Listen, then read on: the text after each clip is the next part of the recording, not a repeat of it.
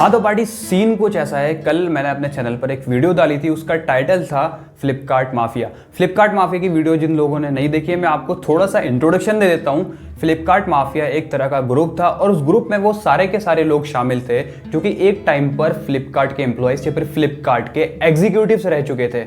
अब उन लोगों ने फ्यूचर में चल करके अपनी जॉब्स को क्विट करके कुछ ऐसे सक्सेसफुल और ज़बरदस्त स्टार्टअप शुरू किए जो कि आज के टाइम पर काफ़ी ऊंचे लेवल पर और काफ़ी अच्छे लेवल पर पहुंच चुके हैं। मैं उस वीडियो में एक बहुत अच्छे और बड़े स्टार्टअप का नाम लेना भूल गया था, उसका नाम है ग्रो। हाँ जी दोस्तों, आज की इस वीडियो में हम ग्रो के बारे में बात करने वाले हैं। तो चलिए पार्टी वीडियो को स्टार्ट करते हैं। वीडियो को स्टार्ट करने से पहले पार्टी आपको बता दूं कि वीडियो का थोड़ा सा भी पार्ट आपको बोरिंग लगे तो मैंने डिस्क्रिप्शन में टाइम स्टैम्प दे रखे हैं पार्टी, उनका इस्तेमाल करो और जो भी टॉपिक आपको इंटरेस्टिंग लगता है उस पर स्किप कर दो और वीडियो को एकदम मस्ती से मौज में बैठ करके अपनी वीडियो को देखो। तो चलिए वीडियो को स्टार्ट करते हैं। पार्टी 2017 से पहले 4 दोस्त फ्लिपकार्ट में एक बहुत अच्छी पोस्ट पर काम किया करते थे।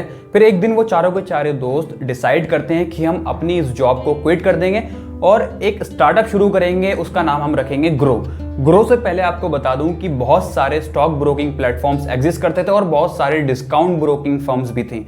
उस टाइम ज़ीरोधा पूरी की पूरी मार्केट को डिस्टर्ब किया हुआ था और वो पूरी की पूरी मार्केट को कंट्रोल कर रहा था और रूल भी कर रहा था।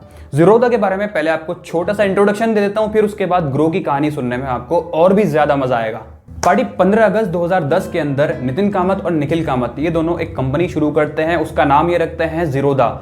ज़ीरोधा की स्टार्ट करने के बाद इन दोनों भाइयों को काफ़ी ज़्यादा प्रॉब्लम्स फेस करनी पड़ती हैं, क्योंकि सबसे बड़ा रीज़न ये था कि जितनी भी companies stock broking firms market में एग्जिस्ट करती थी उनसे ये दोनों भाई compete नहीं कर पा रहे थे। सबसे बड़ा रीज़न इसका ये था कि इन दोनों भाइयों के पास बिल्कुल भी पैसा नहीं था। इन्होंने किसी भी इन्वेस्टर से या फिर किसी भी वेंचर कैपिटल फर्म से बिल्कुल भी पैसा रेज नहीं किया था, बल्कि आज तक इन दोनों भाइयों ने ज़ीरोधा के लिए एक भी पैसा रेज नहीं किया है।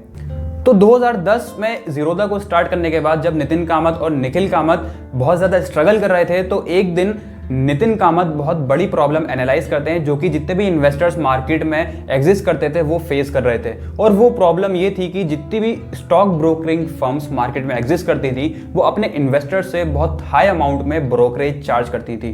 तो इस प्रॉब्लम का सॉल्यूशन निकालते वक्त उन्होंने ज़ीरोधा के अंदर उस ब्रोकरेज को बहुत ज़्यादा अमाउंट से लेकर के 20 रुपये पर लाकर खड़ा कर दिया। मतलब कि अगर आपको उस टाइम ज़ीरोधा से आप 100 रुपये इन्वेस्ट करते या फिर 100 करोड़ इन्वेस्ट करते, आपको सिर्फ और सिर्फ 20 रुपए का ब्रोकरेज देना होता। ये चीज अपने बिजनेस में इंप्लीमेंट करने के बाद बहुत ज्यादा इंपैक्ट उनके बिजनेस के अंदर नहीं आया। तो इसको देखते हुए उन्होंने वो 20 रुपए का ब्रोकरेज चार्ज 0 रुपए पर लाकर खड़ा कर दिया। इसके बाद कुछ कस्टमर्स, कुछ इन्वेस्टर्स उनके प्लेटफॉर्म पर आए भी और उनको प्लेटफॉर्म को यूज करना स्टार्ट किया, लेकिन उनको एक एक्सपोनेंशियल ग्रोथ, एक अच्छी वाली ग्रोथ नहीं मिल पा रही थी। तो उन्होंने देखा कि मार्केट के अंदर जितने भी ब्रोकरिंग फर्म्स एग्जिस्ट करते हैं उनका जो प्लेटफॉर्म है वो बहुत मुश्किल होता है और जितने भी इन्वेस्टर्स होते हैं उनको 1 महीने से ज़्यादा लग जाता है उनके इस प्लेटफॉर्म को समझने में ही। उसके बाद समझने के बाद वो अपनी इन्वेस्टिंग जर्नी स्टार्ट करते हैं। तो इस प्रॉब्लम का सॉल्यूशन निकालने के लिए उन्होंने एक नया प्लेटफॉर्म इंट्रोड्यूस किया, उसका नाम इन्होंने रखा काइट। काइट के बारे में हम सब लोग जानते हैं, वो आज भी एग्जिस्ट करता है, जो कि ज़ीरोधा का ही एक प्रोडक्ट है। काइट प्रोडक्ट उन इन्वेस्टर्स के लिए बनाया गया था जो कि बहुत आसान प्लेटफॉर्म से अपनी इन्वेस्टिंग करना चाहते हैं। काइट प्लेटफॉर्म उस टाइम पर सबसे ज़्यादा इजी टू यूज प्लेटफॉर्म था for investing in stock market. ये चीज़ इंप्लीमेंट करने के बाद नितिन कामत और निखिल कामत को बहुत अच्छी और एक्सपोनेंशियल ग्रोथ मिली और ज़ीरोधा देखते ही देखते पूरी मार्केट पर छा गया, क्योंकि एक तो सबसे बड़ी बात उसके जो ब्रोकरेज चार्जेस थे वो एकदम जीरो थे और उसका जो प्लेटफॉर्म था काइट वो बहुत ज़्यादा इजी टू यूज था। बट एक सबसे इंपॉर्टेंट बात आप लोगों को बता दूं, ज़ीरोधा के जो टारगेट कस्टमर्स थे वो सिर्फ वही कस्टमर्स थे जो कि ऑलरेडी स्टॉक मार्केट में इन्वेस्ट करते हुए आ रहे हैं। वो उन कस्टमर्स को अपने प्लेटफॉर्म पर अट्रैक्ट करते थे जो कि अपनी इन्वेस्टमेंट जर्नी ऑलरेडी कर रहे हैं। पार्टी फिर आता है 2017 के अंदर ग्रो के स्टार्ट होने के कुछ महीने तक उसके सारे के सारे फाउंडर्स ने बहुत अच्छी रिसर्च और एनालिसिस की पूरी मार्केट में वो घूमे और स्ट्रगल किया। अब उस स्ट्रगलिंग के टाइम पर उन्होंने एक बहुत बड़ी प्रॉब्लम रियलाइज़ की, वो ये थी कि इंडिया के अंदर लगभग 1.3 बिलियन लोग रह रहे थे उस टाइम पर और उस 1.3 बिलियन की पॉपुलेशन में से 200 मिलियन लोग ऐसे थे कि वो अपने पैसे में से अगर थोड़ा सा हिस्सा इन्वेस्ट करने के लिए निकाल भी दें तो उनको कुछ ज़्यादा फर्क नहीं पड़ेगा। लेकिन उस 200 मिलियन में से सिर्फ और सिर्फ 20 मिलियन लोग स्टॉक मार्केट में इन्वेस्ट करते थे। तो उन्होंने उस वक्त अपने टारगेट कस्टमर को पहचाना और सिर्फ उन 180 मिलियन लोगों को अपना टारगेट कस्टमर बनाया जो कि अभी तक स्टॉक मार्केट में या फिर कहीं पर भी इन्वेस्टिंग नहीं करते हैं। तो पार्टी ग्रो के जो टारगेट कस्टमर थे वो सिर्फ और सिर्फ वही लोग थे जिन्होंने अभी तक अपनी इन्वेस्टमेंट जर्नी स्टार्ट नहीं की है। वहीं दूसरी तरफ ज़ीरोधा के जो टारगेट कस्टमर थे वो सिर्फ और सिर्फ वही इन्वेस्टर थे जो कि ऑलरेडी स्टॉक मार्केट में इन्वेस्ट करते हुए आ रहे हैं। तो ग्रो के चारों फाउंडर्स ने इन दो चीज़ों को बहुत बारीकी से समझा कि इंडिया के अंदर 180 मिलियन लोग अभी तक स्टॉक मार्केट में इन्वेस्टमेंट नहीं करते हैं। स्टॉक मार्केट क्या, वो म्यूचुअल फंड्स में भी इन्वेस्ट नहीं करते हैं। और दूसरा जो चीज़ थी उन्होंने एनालाइज की वो ये थी कि इसलिए इन्वेस्ट नहीं करते हैं क्योंकि उनको भरोसा नहीं है, उनको बहुत ज़्यादा रिस्की चीज़ लगती है स्टॉक मार्केट और म्यूचुअल फंड्स। हाँ, तो पार्टी ग्रो के चारों फाउंडर्स ने इन दोनों चीज़ों को रियलाइज करने के बाद अपना टारगेट कस्टमर उन 180 मिलियन लोगों को बनाया जिन्होंने आज तक एक भी रुपया ना ही स्टॉक मार्केट में इन्वेस्ट किया है ना ही म्यूचुअल फंड्स के अंदर। तो इन दोनों चीज़ों को समझने के बाद ग्रो ने सबसे पहले अपने प्लेटफॉर्म के अंदर म्यूचुअल फंड में इन्वेस्ट करने का फीचर इंट्रोड्यूस किया। अब म्यूचुअल फंड में इन्वेस्ट करने का फीचर इंट्रोड्यूस करने के बाद ग्रो ने बहुत सारी ऑनलाइन और ऑफलाइन कैंपेन्स चलाई जो कि अवेयरनेस कैंपेन्स थी। और उन अवेयरनेस कैंपेन्स में ग्रो सिर्फ और सिर्फ यही बताने की कोशिश करता था कि म्यूचुअल फंड्स बहुत कम रिस्की है और एकदम सही है, ये बिल्कुल भी स्कैम नहीं होता है और आप इसमें इन्वेस्ट कर सकते हो और आप इसमें इन्वेस्ट करके फिक्स डिपॉजिट से ज्यादा रिटर्न ले सकते हो। तो पार्टी इन चारों के चारों फाउंडर्स ने ये जो कैंपेन्स चलाई थी ऑनलाइन और ऑफलाइन, इससे ये फायदा हुआ कि बहुत सारे लोग इन कैंपेन्स की वजह से बहुत अवेयर हुए और वो लोग म्यूचुअल फंड्स के बारे में पढ़ने लगे और उनको जानने लगे। अब इन कैंपेन्स के बाद बहुत सारे लोग ग्रो के प्लेटफॉर्म पर आए और ग्रो के प्लेटफॉर्म पर आकर के उन्होंने साइन अप किया, अपना अकाउंट बनाया। उसके बाद उन्होंने अपनी इन्वेस्टमेंट जर्नी स्टार्ट की और म्यूचुअल फंड्स में इन्वेस्ट करना स्टार्ट किया। अब पार्टी इन चारों के चारों फाउंडर्स ने सबसे पहले म्यूचुअल फंड्स में इन्वेस्ट करने का ऑप्शन इसलिए इंट्रोड्यूस किया क्योंकि म्यूचुअल फंड्स स्टॉक मार्केट के कंपैरिजन में काफ़ी कम रिस्की होता है और काफ़ी इजी होता है म्यूचुअल फंड्स में इन्वेस्ट करना। म्यूचुअल फंड्स अपने प्लेटफॉर्म पर इंट्रोड्यूस करने की वजह से ग्रो का जो ट्रस्ट था लोगों के दिल में बहुत अच्छे तरीके से बन चुका था और ग्रो की यूजर बेस को बहुत एक्सपोनेंशियल ग्रोथ मिल रही थी। अब 3 से 4 साल तक ग्रो ने अपने प्लेटफॉर्म के ऊपर सिर्फ और सिर्फ एक ही फीचर, एक ही ऑप्शन प्रोवाइड किया जो कि था म्यूचुअल फंड्स में इन्वेस्ट करने का फीचर।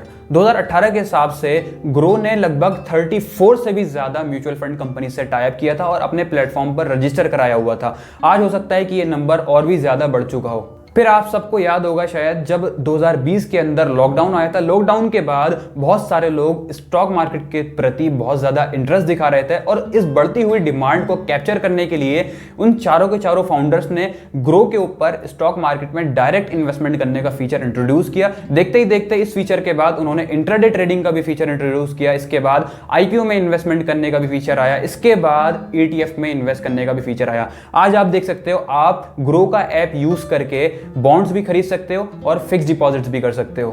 पार्टी आज आप देख सकते हैं कि ज़ीरोधा आज जिस लेवल पर खड़ा है उस लेवल पर पहुंचने के लिए नितिन कामत और निखिल कामत ने बहुत ज़्यादा शिद्दत से और मेहनत से काम किया है। पिछले 12-13 सालों में उन्होंने बहुत ज़्यादा मेहनत की है ज़ीरोधा के पीछे। लेकिन वहीं दूसरी तरफ ग्रो एक स्टार्टअप जो कि 2017 में स्टार्ट हुआ था वो देखते ही देखते ज़ीरोधा के बराबर में आकर के खड़ा हो चुका है और पॉसिबल है कि आगे चल करके फ्यूचर में ज़ीरोधा को एक अच्छा और तगड़ा कंपटीशन दे और ज़ीरोधा को भी बीट करके दिखाए। पार्टी ग्रो की इतनी ज़्यादा सक्सेस और इतनी ज़्यादा ग्रोथ देखते हुए बहुत लोग कहते हैं कि ग्रो आज इतना ज़्यादा सक्सेसफुल इसलिए है क्योंकि उसने बहुत सारे पैसे रेस किए थे अपने इन्वेस्टर से और अपने वेंचर कैपिटल फर्म से। मैं आपको बता दूं कि ज़ीरोधा ने आज तक अपनी पूरी लाइफ स्पैन के अंदर एक भी रुपया रेज नहीं किया है और एक भी रुपया किसी भी इन्वेस्टर से या फिर किसी भी वेंचर कैपिटल फर्म से नहीं उठाया है। लेकिन मैं आपको एक चीज़ और बताना चाहूँगा कि जिन भी इन्वेस्टर्स ने, जिन भी वेंचर कैपिटल फर्म्स ने ग्रो को कैपिटल प्रोवाइड की है, ग्रो को फंडिंग दी है, उन्होंने अपना पैसा देने के साथ साथ उनको मेंटरशिप और उनको गाइडेंस भी प्रोवाइड की है। इसी वजह से ग्रो आज इतने ऊंचे लेवल पर पहुंच चुका है। सिर्फ पैसा मिल जाने से एक स्टार्टअप सक्सेसफुल नहीं होता। हमने पास्ट कुछ सालों में कुछ ऐसे स्टार्टअप्स भी देखे हैं जिनको बहुत बड़े अमाउंट में फंडिंग मिल चुकी थी लेकिन वो फेल हुए। For example हाउसिंग.com। पार्टी आज के टाइम पर ग्रो को बैक करने वाले कुछ ऐसे इन्वेस्टर्स और ऐसे वेंचर कैपिटल फर्म्स हैं जिनके बारे में कहा जाता है कि अगर वो सारे के सारे वेंचर कैपिटल फर्म्स किसी भी स्टार्टअप को बैक कर लें तो 90% चांस है कि वो स्टार्टअप सक्सेसफुल होता ही होता है। उनके नाम मैं आपको बता देता हूं कि सबसे पहला जो वेंचर कैपिटल फर्म है उसका नाम है सिक्वोया कैपिटल। उसके बाद है टाइगर ग्लोबल, और जो सबसे बड़ा वेंचर कैपिटल फर्म है वो है वाई कॉम्बिनेटर।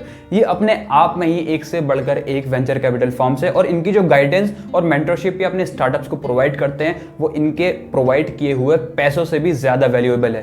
पार्टी अब चलते हैं कुछ नंबर्स की तरफ। 2021 के अंदर जीरोधा के जो रेवेन्यूज थे वो लगभग 2700 करोड़ से भी ज्यादा के थे। उसमें जीरोधा का जो प्रॉफिट था वो लगभग 1100 करोड़ से भी ज्यादा का था। वहीं दूसरी तरफ बात करें ग्रो के बारे में, ग्रो का जो रेवेन्यूज थे 2021 के अंदर वो लगभग 350 करोड़ रुपए के करीब थे।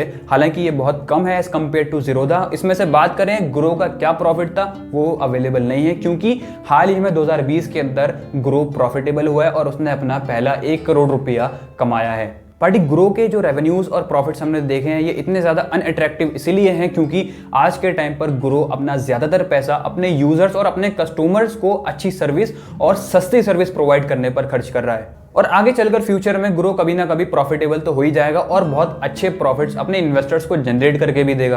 पार्टी एक इंपॉर्टेंट बात मैं आपको बताना चाहूंगा कि अगर आप जीरोधा के किसी लॉयल कस्टमर से उसके ऐप एक्सपीरियंस के बारे में पूछोगे तो आपको ये जरूर बताएगा कि आए दिन जीरोधा का जो ऐप है, चाहे वो काइट ऐप हो या फिर उसका अपना एप्लीकेशन हो, वो आए दिन क्रैश होता रहता है और उसमें बहुत सारे बग्स भी इन्वॉल्व हैं। वहीं दूसरी तरफ बात करें ग्रो की, तो ग्रो के किसी भी कस्टमर से आप पूछ लो, उसका जो जवाब होगा वो ये होगा कि ग्रो का जो ऐप है वो बहुत ज्यादा इजी टू यूज है और बहुत ज्यादा सस्टेनेबल है। पार्टी इसी तरह की बहुत सारी स्ट्रेटेजीज और भी हैं जो कि ग्रो के फाउंडर्स ने ग्रो के बिजनेस के अंदर इंप्लीमेंट की, जिनकी वजह से ग्रो आज इतने ऊंचे लेवल पर पहुंच चुका है और पॉसिबिलिटी है कि ग्रो आगे चल करके फ्यूचर में पूरी की पूरी इंडियन मार्केट के ऊपर राज करेगा और पूरी की पूरी ब्रोकिंग मार्केट को रूल करेगा। पार्टी आज की इस वीडियो में इतना ही। आप कमेंट बॉक्स में कमेंट करके ये जरूर बताना कि क्या ग्रो जीरोधा को फ्यूचर में बीट कर पाएगा या फिर नहीं।